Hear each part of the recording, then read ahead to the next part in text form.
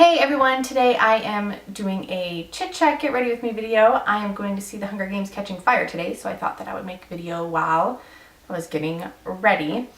I didn't read the books until just recently, and I had seen the first movie before I read the books. And so now that I've read 1 and 2, I'm pretty excited to go see it and see how it compares. I rewatched the first one last night and was definitely aggravated at some of the stuff that they left out. And I don't know, I think, am I going to talk about spoilers? I'm probably going to talk about details in this video, so if you don't want to know anything about it, you may want to click out. But before I get to that, I'll talk to you about how I feel about even reading the books. When I was a kid, I used to read books all the time. Like, you see kids nowadays, they're on their phones all the time, on their tablets, and it's like rude to do it at the table and whatnot. As a kid, like, I'd get in trouble for bringing a book to the dinner table because I just was reading all the time. I'd like to say that that's better than, you know, texting and chatting on Facebook or whatever, but and I read, like, when I started reading a lot as a little kid, I would read those like really short ghost story books, and then I started reading Babysitter's Club and Goosebumps, and I mean there was like over 100 of each of those books, and I would read them all. And then so from that point, as I started to get older, I really liked mystery books, and so I started reading those. At one point I was into ghost stories. I would read like the adult ones though, like people talking about their supposed real life experiences. I say supposed just because I don't know, or maybe alleged, you know, I'm not sure. But I started reading those, and they were like intense for like a little kid. There was a summer that I volunteered at the library, so I was around books all the time. And during middle school and high school, I was, I don't want to say like I didn't like them. I was very interested in the Holocaust, and I started reading books from like survivors of the Holocaust, or like their stories. So the very first one that I ever read, I was in 8th grade, and it was called Alicia, My Story. And it was the longest book that I had read to date. It was over 400 pages long. And it was her like experience. It was very, I mean, I was very young. Yeah, which also in 8th grade, I read a book called Detour for Emmy. And I remember that I had to have a permission slip to read it because it had to do, like, it involved some sex, and it was about a teenage girl getting pregnant. But I don't know, I liked those kind of books. And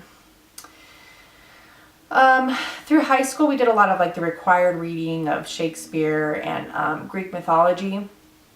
But my senior year is when I read the first Harry Potter book, and that was actually a required reading.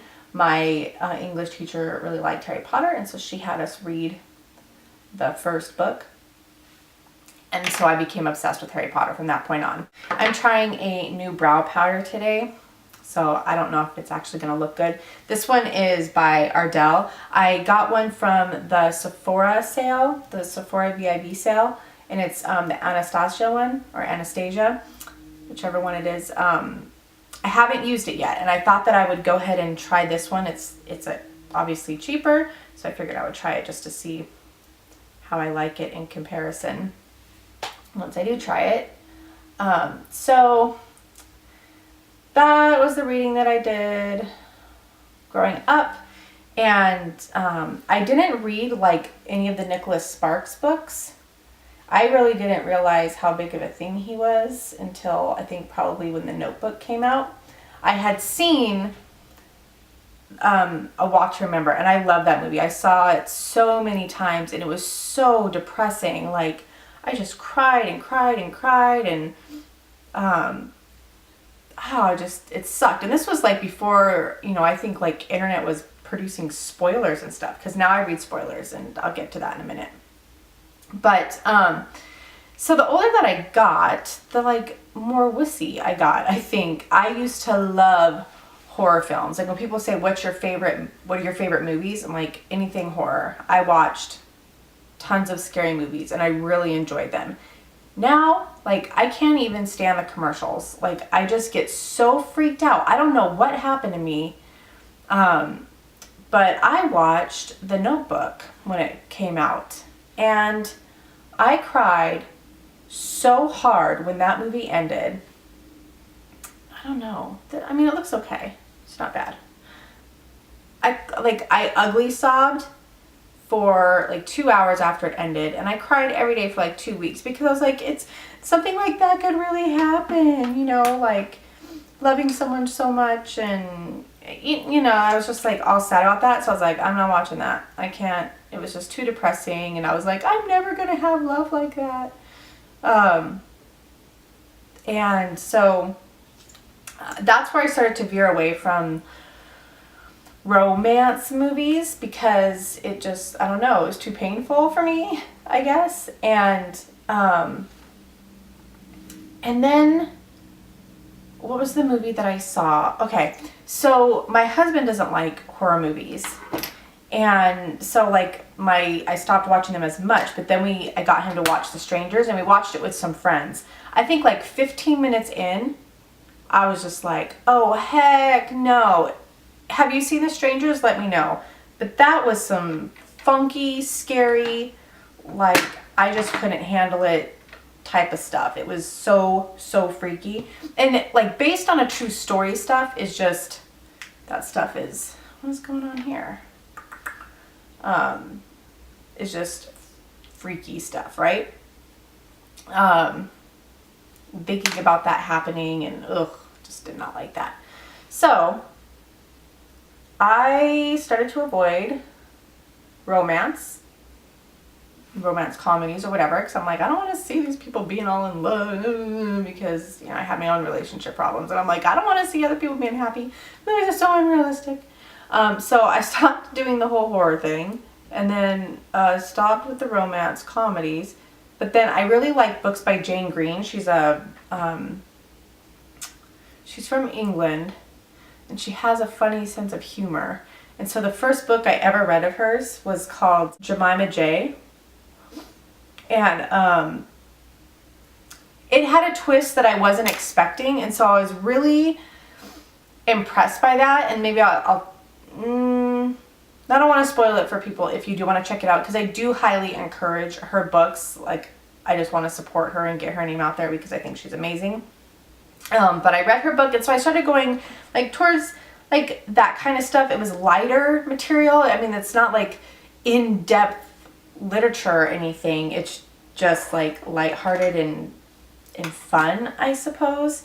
And so that's kind of where I left off. I was reading those and the Harry Potter books, and then I got pregnant. And as soon as I got pregnant, I just stopped reading for pleasure. I started reading everything I could on baby, about baby, yada, yada, yada. And it just didn't stop, because I was just like, I need to learn all the things. All the things need to be in my brain. And then when I had her, then I was reading on the very little time that I had to read. Like literally, it was hard just to like finish a chapter of a book. And even though they were baby books, it was hard to finish them. But I was pretty much reading on like how to keep baby alive that first year. You know, like what is Keep Baby Alive 101. Not really, but kind of really.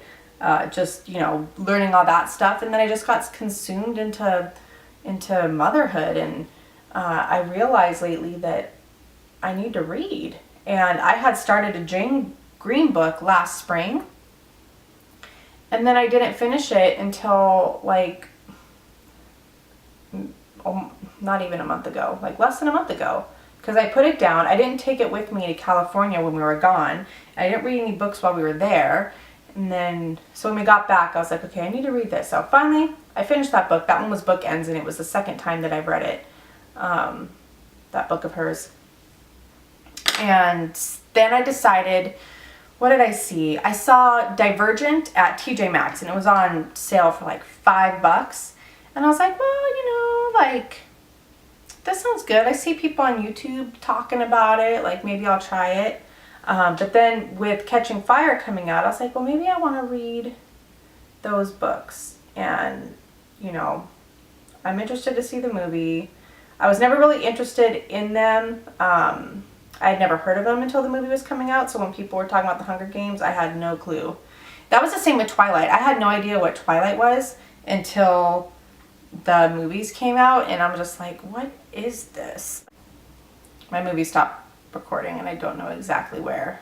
I said that I wanted to read the books. My husband read all 3 books, the Hunger Game books. He didn't like them, so, I just didn't have any urgency to pick them up. And then the movie was coming out, the second one. I was like, well, I watched the first movie. It was all right. Every time I film a video, I drop something. So I decided to read it, and I read the first one. There is a shop near us. It's really cool. It's a used bookstore, but it's like a really nice bookstore. So anyways, so I picked up the first one there, and I liked it. But then I realized maybe this is going in a direction that I don't want to go, and that is that, it's going to be really sad. When I saw the first movie and I went to see it, I had my husband tell me like who dies and stuff, because I get really upset and I wanted to know. And so he told me that Rue died, and that way like I was able to kind of prepare myself and deal with that. So in the book it is a lot sadder because you're getting a lot more of their relationship. But I was like, okay, I know this is going to be happening, so I need to prepare myself for it to be happening. And so I thought it was good. When I first started to read it, I thought, oh, this is very like kind of, young teenage writing kind of style, I guess. But it got better. I actually really appreciated the closer look to the characters. And we watched the first movie last night, and I totally got annoyed at some of the stuff that they left out, like especially the pin, like the origin of where the Mockingjay pin comes from. I did not like that. My husband doesn't think it's a big deal. I think it's a big deal, because you find out like later that it came from a previous tributes line. It comes through her friend, and I don't know.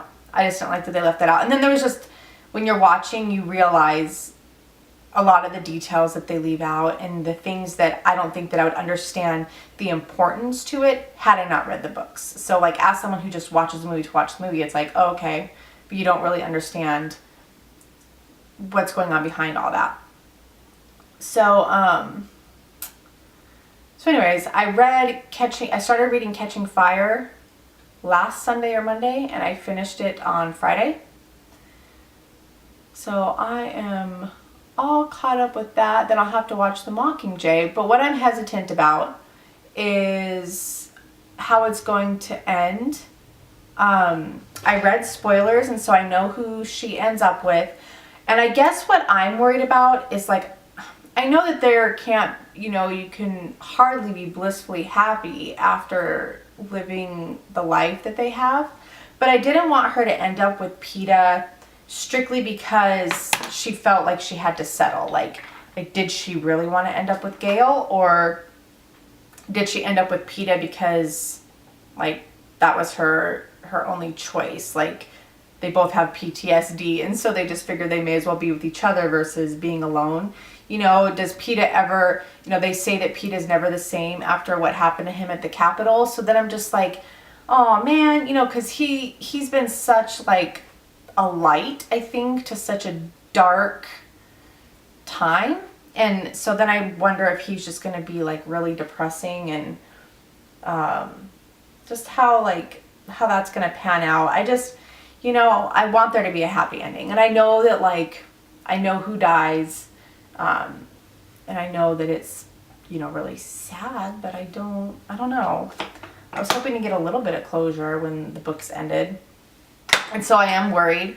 I made it through book 2, and now I'm worried like how I'm going to feel at the end of book 3. Some people say that they really just didn't like the ending. They didn't feel like they had any type of closure. It was just kind of like, that's it. And I'm worried that I'm going to be all emotional about it and not happy. So now I am hesitant to read Divergent because I don't want to get all like emotionally stressed out. I know that sounds kind of crazy, but I feel like life is already hard enough as it is. By the way, I'm going to talk about this in a different video, but this has been my favorite lipstick lately. It's a Tarte Amazonian clay lipstick. I don't know. Life is hard. I don't want to read books that are hard. I want to escape. I want to be able to escape and read something happy. I mean, I know that like you can't read a book that's like all happy. You need to have like ups and downs, and that's kind of like what connects us to characters. But I think if things end on like a really depressing note, then it's just like, just leaves me feeling hollow, and I don't want to feel hollow. I'm like, life is already enough of like work to get through. I don't want to spend my free time reading something that's just going to make me sad. Does that make sense? So this second book, Catching Fire, I was like kind of sad, although I'm glad that they didn't focus too much on the deaths. So it really was more of like the activity of the arena and what is going on. But now I'm concerned about what book 3 has in store and how, like, just the ending, I guess. I don't want this story to end sadly or badly. So anyways, I am done putting on my makeup. On my lips here. I really like this lipstick, but my lips are kind of dries them out a little bit. But it's such a pretty color. So we are going to go do that today, and I'm excited to see it. I'm a little anxious because I just wonder how it's going to end. And then the fact that we're going to not see the third one until 2015. Isn't that crazy? So we won't, this is why I like being behind on series. That way I can just like catch up all at once. And then, but it's kind of like that with the Harry Potter books. Except with Harry Potter, I like how long it's spread out. It was something to look forward to for years. But the last movie isn't coming out until 2015. So I'll read Mockingjay, and then I don't know if I'll reread it again, depending on how depressing it is. So, wow, that was really like a rambly video, just kind of informing you on my reading habits. How enjoyable was that? Let me know if you actually like these type of videos where I kind of go off on like little things like that. Thumbs it up and let me know, because I can do chit chat videos. I was thinking about doing like talking about book videos now that I'm starting to get myself back into it. Recommend some of your favorite books down below if you would like. And I will talk to you all soon. Bye.